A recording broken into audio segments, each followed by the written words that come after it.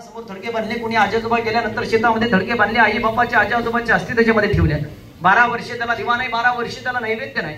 15 वर्षापूर्वी ज्यांच्याकडे जागिरी फुगिरी पाटील कुरबाब होता, थाट होता, 500 एकर जमिनी होत्या, 100 मजूर ज्यांची दररोज कामाला जायचे. 2019-20 ला ते लोकांच्या कपाशीतलं काँग्रेस उपटायला जातं, त्याला पितृदोष म्हणतात. जेवढा सोपं तेवढा उघड. उगले महाराजांनी सांगितलं तुम्हाला, तुम्ही घरी गेल्यानंतर माता भगिनी थडकं बांधलेलं असलं, उद्यापासून त्याला दिवा द्याल, त्याच्यामध्ये हस्ती ठेवलेलं असेल, परवा दिवशीपासून तुम्ही त्याला नैवेद्य द्याल. तुमचे पोरं कर दिल्याचं काय भरोसा? तुमचे पोरं संस्कारी असले ते करतील, तुमचे नातू करतील याचा काय भरोसा?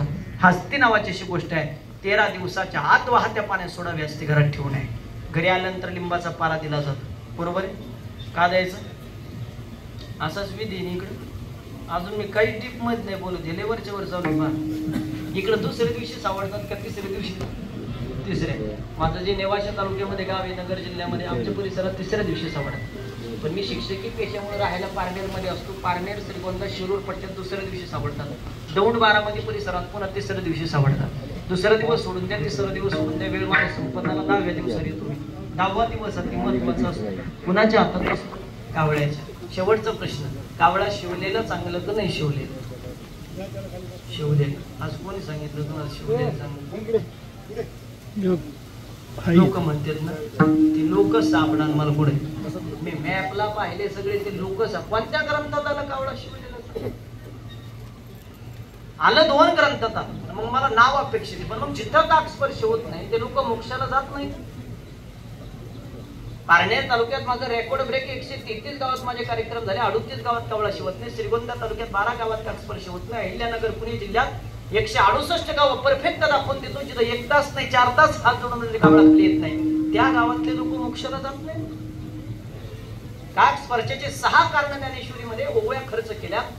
माऊली ज्ञानोबाने सांगावं, ब्राह्मणाची पूजा संपन्न झाली नंतर दर्पण विधी उदक शांतीच्या अगोदर त्या ब्राह्मणाने ज्यांनी पाणी पाजलं, त्या कर्त्या पुरुषाने ते पिंडापासून 3.5 हात लांब सरकायचं.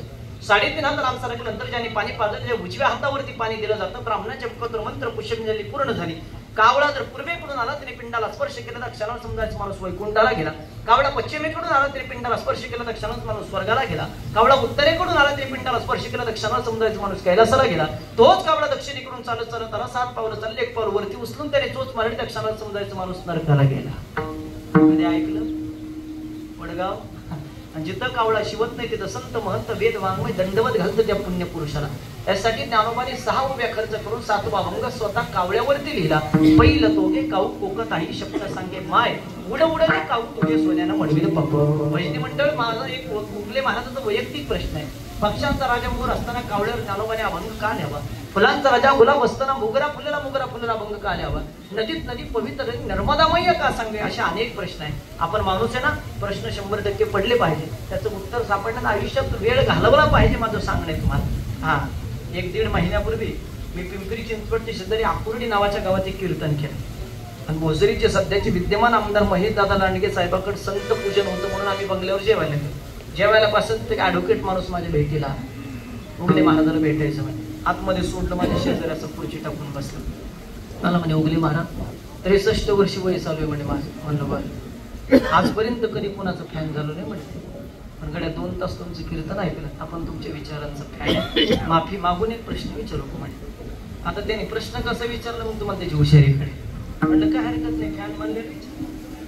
मला म्हणे, अनेक कीर्तनकारचे कीर्तन प्रवचन मी ऐकले. कीर्तनकार सांगतात, घरातून माणूस निघून गेला एक 10 दिवस त्याचा आत्मा घरामध्ये वास्तव्य करतो म्हणे. 10व्या दिवशी कावळा शिवला का त्याचा आत्मा पुढील प्रवासाकडे निघतो म्हणे.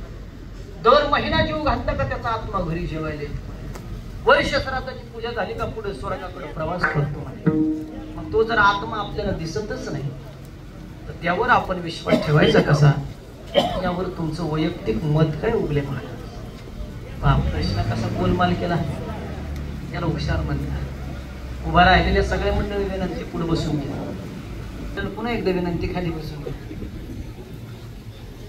एवढा गोड प्रश्न त्यांनी मला केला महाराज. आता हाच प्रश्न घेऊन तुम्ही सगळे माझ्या पुढे बसले नाही.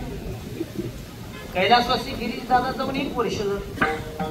1 वर्षामध्ये गिरीश दादा त्यांच्या मुलाला दिसला नाही, मुलीला नाही, त्यांच्या वडिलांना नाही, आईला नाही, नातेवाईकांना गावकऱ्याचा विषय झालेला आमचा राहिला. मग तो माणूस जर बाप माणूस जर 1 वर्षामध्ये कुणालाच दिसला नाही, त्या माणसाकरता त्यांच्या घरच्यांनी एवढा खर्च केलाय, मंडप संशीची उगले महाराज 200 किलोमीटरवरून बोलवले, एवढा खर्च केलाय.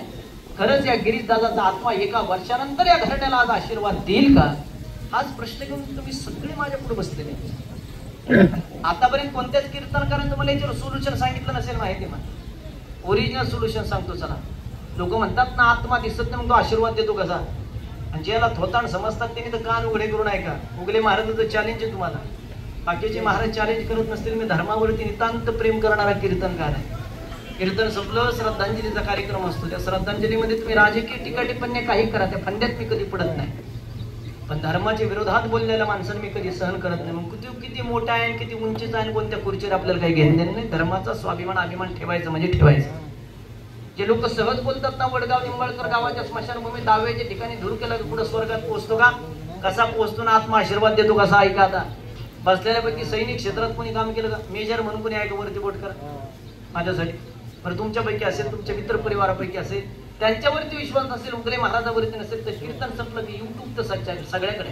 युट्यूबला एक नाव सर्च करायचं. 1962 साली चीनचं युद्ध झालं. आदित्य महाराज चीनचं युद्ध प्रारंभ झालं आणि जसवंत सिंग नावाचा सैनिक, नाव लक्षात ठेवा, जसवंत सिंग एकट्या गड्याने चीनची अख्खी टोळी अडवून ठेवली होती. एकट्या गड्याने एका टायमाला जसवंत सिंग 6 गन मधून फायरिंग करत होता एका टायमाला.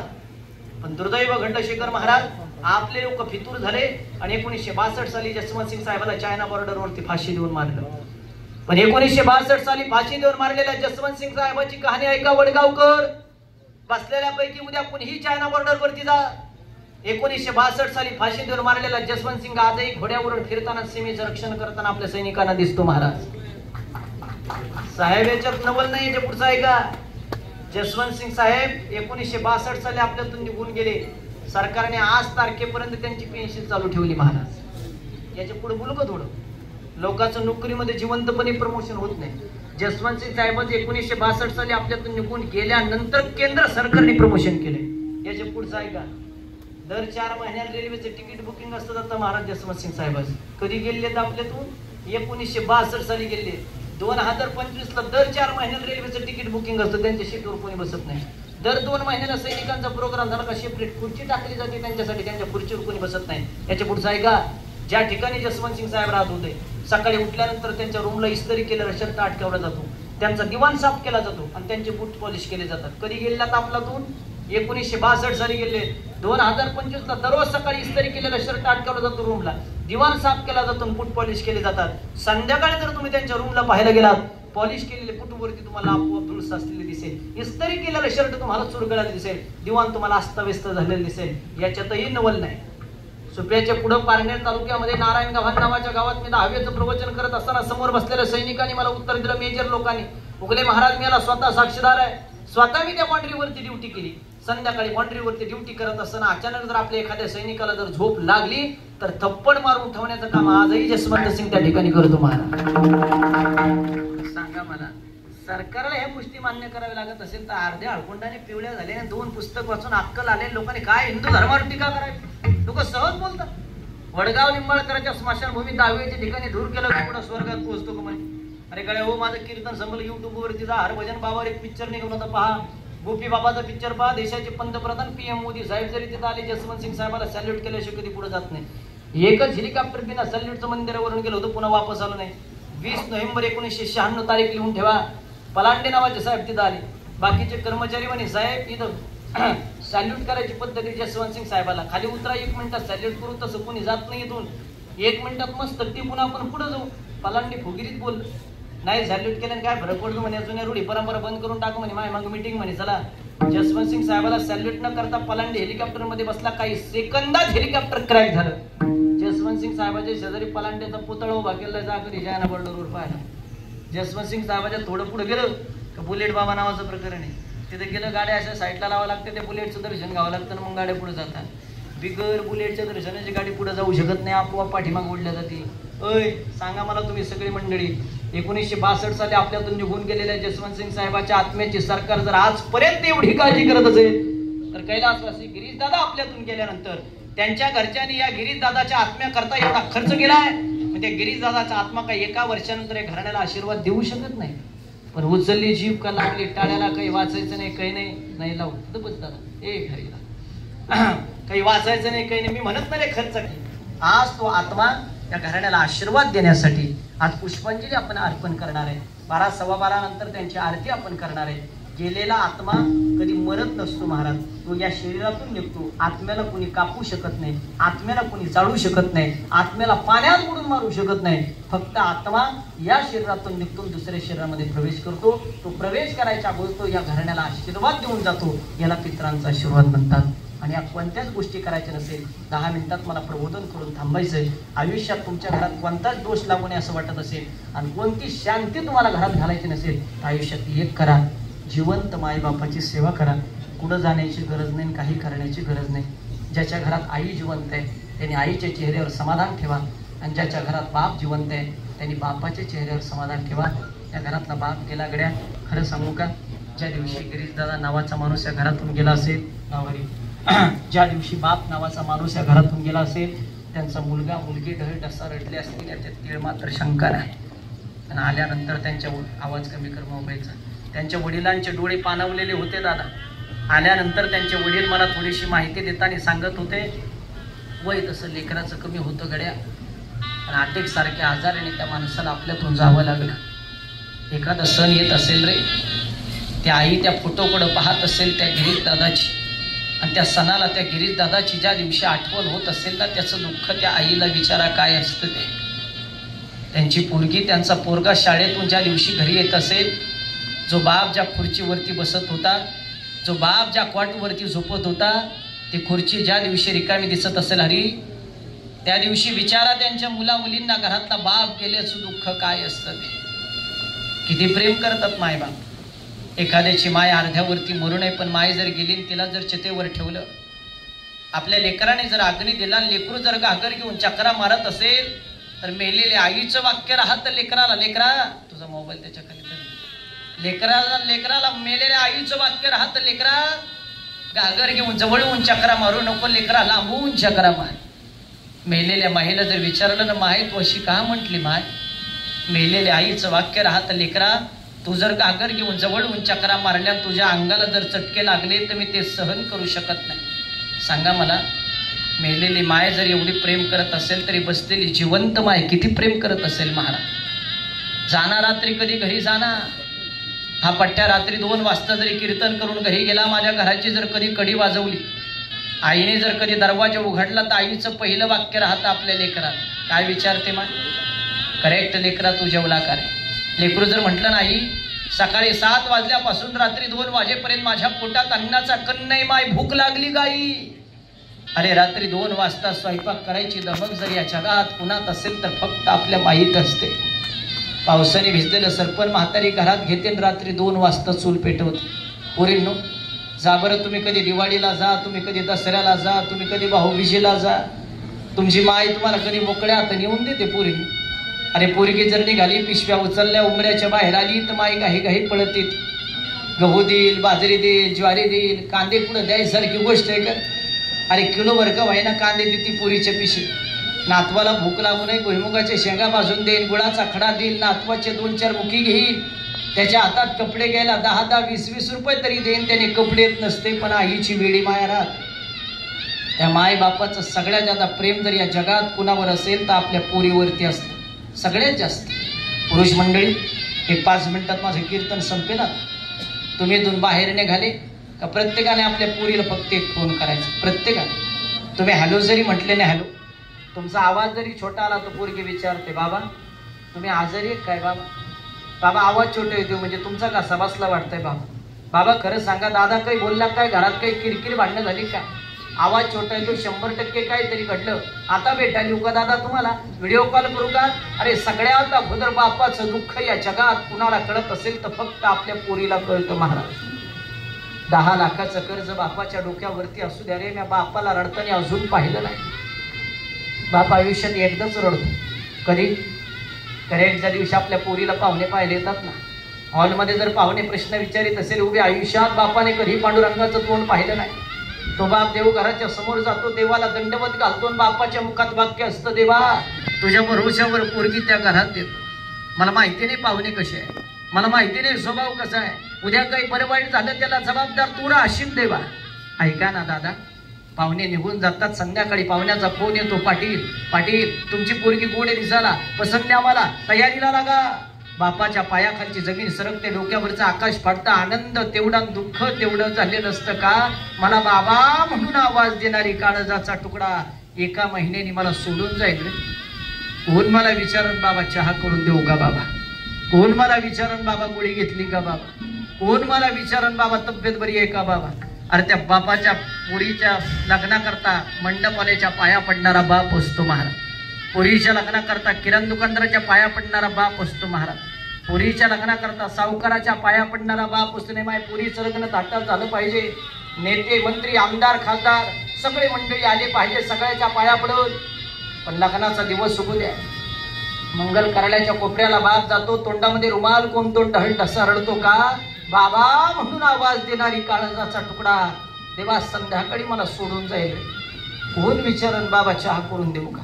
कोण विचारन बाबा गोळी घेतली का? कोण विचारन बाबा तब्येत बरी आहे का? तो बाप या घरातला गेला. त्या गिरीश दादाचा मोबाईल नंबर त्यांच्या पोराकडे सेव्ह असेल का? वर्षभरामध्ये एकदा का होईना त्या पोराने त्या बापाच्या मोबाईलवरती फोन करण्याचा प्रयत्न केला असेल. फक्त रिंग वाजली असेल, पण त्या बापाने फोन उचलला नसेल. पोराला माझं सांगणं, तो बाप आता कधी फोन उचलू शकत नाही. बसलेल्यापैकी तरुण पोरांना माझं सांगणं आहे, गेल्यानंतर मोठे कार्यक्रम तुम्ही करा नका करू, पण आज घरी गेल्यानंतर आपल्या स्वतःच्या बापाला एकदा मिठी मारा. बाप पण म्हटला पाहिजे पोरात काय बदल झाला. अरे त्या लहानपणी त्या बापाने आपल्याला खांद्यावरती घेतलं, मिठी मारली, एवढं मोठं केलं. त्या बापाला मिठी मारा. त्या बापाने आपल्याला आयुष्यात आपल्यासाठी सगळं काही केलं. बार या विजयरावची मी धन्यवाद व्यक्त करेन. अरे स्वतःच्याच घरच्या करता नाही, पण लोकांच्या पोरींचे लग्न असेल, पुढे शाळेसाठी कायमस्वरूपी मदतीला धावून जाणारे ते विजयराव आहे. पण देवाने त्यांच्या मुलाच्या बाबतीत असं काय केलं माहिती नाही मा. पण जो आवडे सर्वांना तोच आवडे देवाला. पुरुष मंडळी, मला संपवायचं आता कीर्तन. एक करा माझ्यासाठी. बसलेल्यापैकी तुम्ही भाऊ भाऊ असाल, पैसा कमी कमवा, पण एका विचाराने राहा. तुम्ही भाऊ भाऊ घराने वेगळे राहा, काय म्हणणं नाही माझं. चुलीने वेगळे राहा, काय हरकत नाही, पण विचाराने एकत्र राहा. दोन भावाला एका ताटात जेवताना पाहिलं तर माई बापाचं 10 वर्षाचं आयुष्य वाढतं. त्या दोन भावाला दिवसभर भांडणं करताना पाहिलं तर माई बाप 10 वर्ष लवकर मरतील वस्तुस्थिती. माता भगिनी, तुम माझ्या आईसारख्या बहिणीसारख्या. तुमचा भाऊ एखाद्या ठिकाणी चुकला असेल, त्याचे चूक पदरात घ्यान बोला त्याच्याबरोबर. अरे सत्ता संपत्तीवरून भाऊ बहीण एकमेकांसंग बोलायला तयार नाही. दुर्दैव आहे महाराष्ट्राचं. मेल्यानंतर पुळका येतो आपल्याला, पण जिवंतपणे कोणी माघार घेत नाही. का बोलायचं भावाबरोबर सांगू. ज्या ठिकाणी मी पारनेरमध्ये राहतो, माझ्या शेजारी एक सोन्या नावाचा मित्र, त्याच्या बहिणीचं लग्न झालं. आणि लग्नानंतर त्याच्या बहिणीला आम्ही दररोज चिडवायचो. त्याला म्हणायचो, सोन्यानं तुझं लग्न छोटं केलं, आम्ही सोन्याचं लग्न मोठं करणारे, हत्ती बोलवणारे, घोडे बोलवणारे, 100 महाराज लोक येणार. महाराज असा दिवस नाही त्या पुरीला आम्ही टोमणा दिला. पण त्याची बहीण आणि माझी बहीण का वेगळीने पुरीने आपलं हसावं, खाली मान घालावी, निघून जावं. पण दुर्दैव घडलं. सोन्याचा अपघात झाला आणि सोन्या जागेवरती गेला. त्यांच्या घरच्यांनी मला फोन केला, उगले महाराज अशी अशी घटना घडली, सोन्या जागेवरती गेला. तुमची बहीण नगर कॉलेजला पेपरला गेली, तुमच्या गाडीत तिला घेऊन या. सोन्याची अशी अशी घटना घडली. घटना वाईट होती रे. 2 मित्र मी माझ्या गाडीमध्ये घेतले, नगर कॉलेजच्या गेटवरती गाडीवर उभा केली. पोरांना म्हटलं काय घडलं तिला आता सांगू नका. पेपर संपला, पोरगी गेटवरती आली, माझ्या गाडीचा नंबर पाहिला, उगरे महाराजाची गाडी दिसली. पाठीमागून काचेवरती नाव वाचलं. गाडीच्या आतमध्ये पुरीने डोकावून पाहिलं. पुरीने पहिला प्रश्न केला, महाराज आज आमचा सोन्या दिसत नाही, तुमच्या पुढे गेला. मनातल्या मनात म्हटलं, पुरी तुझा एकुलते एक भाऊ अपघातात गेला. कोणत्या? माझ्या हाताकडे लक्ष, थोडंसं जवळ ठेव मोबाईल. हरी थोडंसं जवळ ठेव, माझ्या हाताकडे लक्ष. सोन्या दिसत नाही, तुमच्या पुढे गेला. मनातल्या मनात म्हटलं, पुरी तुझं एकुलते एक भाऊ अपघातात गेला, कोणत्या तोंडाने सांगू तुला? कुठं बोललो महाराज मी? तिला म्हटलं मी कीर्तनाला आलोय, सोन्या पारनेरमध्ये असेल, बस गाडी सोडतो तुला पारनेर. नाही म्हणे महाराज मला चहा प्यायचा. पुरी तुझा एकुलते एक भाऊ अपघातात गेला, अंत्यविधीसाठी सारं गाव तुझी वाट पाहतंय, कोणत्या तोंडाने चहा पाजू तुला? पोरगी ऐकायला तयारीने बळजबरी गाडीमध्ये बसली. 10-15 किलोमीटर गेली. पुरीने सांगितलं, उगले महाराज मी पहिल्यांदा तुमच्या नव्या गाडीत बसले, मला चहा बिस्किट खायचे. तुम्ही मला बहीण मानतात, तुम्ही मला चहा बिस्किट खाऊ घालू शकत नाही का? महाराज खाली उतरली, हसत होती पोरगी, चहा बिस्किट खात होती. घरी काय घडलं पुरीला पत्ता नाही. पण ज्या ठिकाणी मी राहतो ना, माझ्या शेजारच्या बिल्डिंगला गर्दी जमलेली, पुरीला नेऊन सोडलं, तोपर्यंत सांगितलं नाही.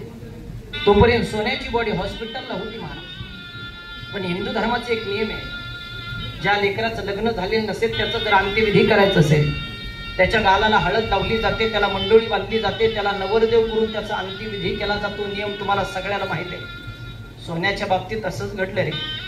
त्या पोराचं लग्न झालेलं नव्हतं, सोन्याची बॉडी घरी आणली, गोऱ्या पान गालाला हळद लावली, मंडोळी बांधली आणि नवरदेव करून सोन्याची बॉडी ज्या टायमाला त्यांच्या हॉलमध्ये ठेवली, माता भगिनी पुरुष मंडळी मी याला स्वतः साक्षीदार आहे. सोन्याची एकुलती एक बहीण पळत आली रे. सोन्याच्या छातीवरती दहाई मोकून रडत होती, सांगत होती, उगले महाराज तुम्ही तर म्हणत होते सोन्याचं लग्न मोठं करायचं, हत्ती बोलवायचे, घोडे बोलवायचे, असं केलं का हो माझ्या भावाचं लग्न? अरे ज्या टायमाला सोन्याची एकुलती एक बहीण सोन्यासाठी दहाई मोकळून रडत होती महाराज, असा दिवस नसेल रे त्या बहिणीला त्या भावाची आठवण होत नसेल. असलेल्यापैकी एखादीचा भाऊ चुकला असेल, घ्या ना चूक पदरात. कोण चुकत नाही आयुष्यामध्ये? कुत्र्याच्या जनावराच्या देवाने आपल्याला नाही जन्माला घातलं, माणूस म्हणून जन्माला घातलं. कोण म्हणतं लोक बदलत नाही, हनुमंत महाराज. बऱ्याच जणांकडे बसलेले 4-5 जणांकडे माझा नंबर सेव्ह आहे. माझ्या स्टेटसला अनेक वेळेस तुम्ही रिप्लाय देता. मागच्या महिन्यामध्ये 6 तारखेला बांबोरी नावाच्या गावात माझं एक कीर्तन झालं. एका सुशिक्षित व्यक्ती महत्वाने दुसऱ्या दिवशी मला फोन केला, उगले महाराज साष्टांग दंडवत, काल तुमचं कीर्तन ऐकलं, माझ्या विचारात थोडा बदल झाला. मी म्हटलं का हो? 10 वर्षापासून माझ्या बहिणी बरोबर मी बोलत नव्हतो, किरकोळ कारणाने आमचे वाद झालेले, कुणी बोलाव, पण तुमचं कीर्तन ऐकलं. मागच्या महिन्यामध्ये बहिणीला पॅरालिसिसचा अटॅक आला, आयुष्य मध्ये होती बहीण, पण बोलत नव्हतो, तो भेटायला सुद्धा नाही गेलो. पण शपथ घेऊन सांगतो, तुमचं कीर्तन ऐकलं, बहिणीचा दृष्टांत ऐकला, राहवलं नाही. घरी आल्या आल्या बहिणीला फोन केला, 5,000ची साडी घेतली. 10 वर्षानंतर माझ्या बहिणीला मी भेटायला गेलो. उगले महाराज पॅरालिसिस झालेली बहीण पलंगावरून उठली हो, माझ्या खांद्यावरती मान टाकली. 10 वर्षानंतर हमसून धुमसून रडली. अरे 10 वर्षानंतर 2 बहीण भाऊ उगले महाराजाच्या कीर्तनानंतर एकत्र येत असतील, याच्यापेक्षा काय पुण्य कमवायचं? उगले महाराजांनी पाया पडून सांगतो, आपल्या कुटुंबाला, परिवाराला जपा. ते रागद्वेष 2 मिनिटं बाजूला ठेवा.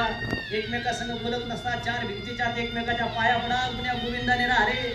लय पैसा कमवल्या म्हणून कोणी सोन्याच्या भाकरी खात नसतं. परिवाराला आणि शरीराला जपा. गेल्यानंतर माणसाची किंमत कळते. असा दिवस नसेल गिरीशदादाची आठवण होत नसेल घराण्याला, गेल्यानंतर माणसाला किंमत कळते. संपेल 1 मिनिटात आता कीर्तन एक करा फक्त माझ्यासाठी सगळ्या पुरुषांनी, आणि सांगा मला उद्या फोन करून, उगले महाराज तुमचं कीर्तन ऐकला मी. सुनील दादा गायकवाडांनी तारीख घेतली होती, गिरीश दादाच्या श्राद्धानिमित्त तुम्ही एक संदेश दिला, आम्ही फॉलो केला. उद्यापासून प्रत्येक पुरुषाने आपल्या सख्या बहिणीला, रक्ताच्या बहिणीला उद्यापासून दररोज एक फोन करायचा आणि 2 प्रश्न विचारायचे. पहिला प्रश्न विचारायचा, बहिणीला जेवण केलं का? आणि दुसरा प्रश्न विचारायचा, पाहुण्याची तुझी तब्येत बरी आहे का? अरे त्या बिचाऱ्या बहिणीला मरेपर्यंत इच्छा असली माय भावाने 2 शब्द माझ्यासंग प्रेमाने बोला. कड्यावर तुमचं जर ऍक्सिडेंट झाला ना, अपघात, माय बापानंतर पहिल्यांदा पैसे घेऊन पळत येणार जर या जगात कोण असेल तर आपली रक्ताची बहीण असते. त्याला जर माहिती झालं नाही, हायवेवर माझ्या भावाचा ऍक्सिडेंट झाला, गाडीवाल्याने त्याला उडून दिलं, नगरला हॉस्पिटलला त्याला ऍडमिट केलं. अरे लोकांची तर रोजाने जाणारी बहीण हाई त्या साडीवरती पळत सुटते आणि डॉक्टरच्या पाया पडते, डॉक्टरला सांगते कितीही पैसे लागू द्या, माझा भाऊ जगला पाहिजे. मी लोकांची तर रोजाने जाईन, डॉक्टर आमच्या ऑपरेशनचा खर्च मी देते, भावाला मरू देऊ नका. ही भूमिका या जगात कुणाची असेल तर आपल्या रक्ताच्या बहिणीची असते. मी जर माझ्या बहिणीला कधी 1000 रुपयाची साडी घेतली ना, माझी बहीण नगर नेते 4000 रुपये त्याच्यात टाकते, 5000ची साडी घेतली. पण तिच्या सासू सासऱ्याला मिळून सांगते, माय भावाने मला 5000ची साडी घेतली, माय बापाने मला 5000ची साडी घेतली. बाबाचं बापाचं नाव कधीच धुळीला घालीत नाही, त्याला रक्ताची बहीण म्हणतात. मुक्ताबाई सारखी बहीण जन्माला आली नसती ना, ज्ञानोबा आपल्याला कदापि दिसले नसते. एवढं प्रबोधन माझं घरी न्या. आणि उजव्या हाताला माय असावी, डाव्या हाताला बहीण असावी. या दोन्हीचा आशीर्वाद तुमच्या पाठीशी असेल ना, तर जगाचा बाप तुम्हाला कधी दुःख देणार नाही. परमार्थ थोडा लांब ठेवा, कुटुंब व्यवस्था थोडी सांभाळा. किती पैसे देऊन या माणसाला आपल्यात आणता येईल? गेल्यानंतर आठवणीला उजाळा देऊन रडत बसण्यापेक्षा जिवंतपणे एकमेकाला सपोर्ट करा. बसलेल्यापैकी कुणी कोणाबरोबर भांडणं केले, वाद घातले असेल, एकमेकांसंग बोलत नसाल, उगले महाराज संदेश द्या, त्याची माफी माग. काय नाही होत, 4 भिंतीच्या पाया पडत गुण्या गोविंदाने राहा. पुन्हा नरदेव नाही. तुमच्या सर्वांच्या डोळ्यात पाण्याला मी दिलगिरी व्यक्त करेन. रडवण्याचा उद्देश नाही महाराज माझा, पण माता भगिनी पुरुष मंडळी 10वेचं प्रवचन असेल, श्राद्धाचं कीर्तन असेल, सप्ताह असेल, काला असेल, ज्या ज्या तरुण पोरांनी माझा प्रसंग ऐकला मी म्हातारे लोकांसाठी जास्त कीर्तन प्रवचन करत नाही. ज्या ज्या तरुणांनी माझा प्रसंग ऐकला 80-85 पोरांची यादी महाराज माझ्याकडं. माय बापातून वाहिले राहणारे पोरं सुद्धा मायबापात राहायला गेले. याच्यापेक्षा काय सार्थकी लागाव. तुमच्यापैकी आज 2च जणांच्या विचारात बदल झाला. आजचं कीर्तन सक्सेस. पोरांनो कधी बाजारात गेलात 10,000ची साडी बायकोला घ्या, 1000 रुपयाचं रुगडा आईला आणा, 5,000चे कपडे पोरांना घ्या, 500 रुपयाची कोपरी बापाला आणा. पण तुका म्हणे माय बापे अवघे देवाची स्वरूपी एवढं प्रबोधन करीने 10वेपर्यंत विधी आला. वेळ माझा परिपूर्ण संपलाय. 11 दिवशी बलिदान, 12 दिवशी बुधान, 13 दिवशी अन्नदान, 14 दिवशी वस्त्रदान, 1 वर्षाने श्राद्ध, 2ऱ्या वर्षी जीवश्राद्ध, 3ऱ्या वर्षी मोक्ष श्राद्ध. घरातून माणूस निघून गेल्यानंतर त्याच्या पोराचं लग्न 1 वर्षाच्यात का करावं, नाही केलं तर 3 वर्षांनी का करावं. घरात मिळलेल्या माणसाचे फोटो लावावे का, जरी लावले तर कोणत्या दिशेने तोंड करून लावावे. सगळ्या प्रश्नाचे उत्तर ब्रेकबाद झालेले सेवेला पूर्णत्वाकडे येत असताना ज्यांनी मला बोलवलं, सुनील दादा तुम्हालाही सांगणे, विजयभाऊ तुम्हालाही सांगणे, महाराज तुम्हालाही सांगणे, माझा एक नियम आहे. ज्या घरात मी 10वेचं प्रवचन करेल, श्राद्धाचं कीर्तन करेल, जो माणूस आपल्यातून निघून गेला त्या माणसाच्या नावाने एक झाड लावायचं, त्याचा फोटो मला पाठवायचा. आतापर्यंत मी 3,500-4 हजार लोकांकडून वृक्षारोपण करून घेतलंय. कारण कोरोनाच्या काळामध्ये ऑक्सिजन अभावी किती लोक मेले सांगण्याची गरज नाही. तुमच्या बारामती परिसरात मी तुमच्या इकडं कार्यक्रम